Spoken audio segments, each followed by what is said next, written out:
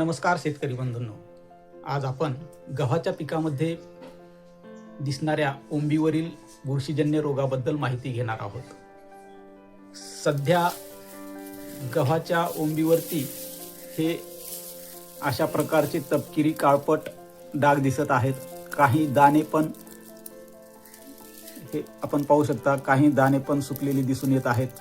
हा रोग साधारणपणे आर्द्र हवामानात वाढतो आणि ओंबीच्या गुणवत्तेवर परिणाम करत असतो। आजपर्यंतच्या निरीक्षणामध्ये केलेल्या इतर प्लॉटमध्ये हा रोग आढळलेला नाही, मात्र या एका प्लॉटमध्येच याची लक्षणे स्पष्टपणे दिसत आहेत। त्यामुळे वेळेत लक्ष देणे आणि योग्य उपाययोजना करणे आवश्यक आहे। त्याकरिता उपाययोजना म्हणून रोग दिसताच टेबुकोनाझोल 25% EC फॉर्म्युलेशनमध्ये 1 मिली प्रति लिटर पाणी फवारणी करा किंवा प्रोपिकोनाझोल 1 मिली प्रति लिटर पाणी वापरा। आवश्यक असल्यास 10 ते 12 दिवसांनी दुसरी फवारणी करा।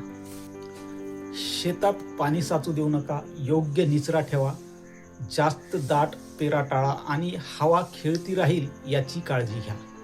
पुढील हंगामात बियाणे बुरशीनाशकाने प्रक्रिया करूनच पेरा।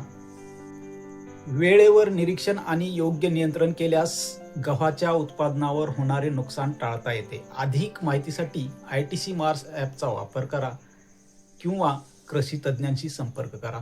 धन्यवाद।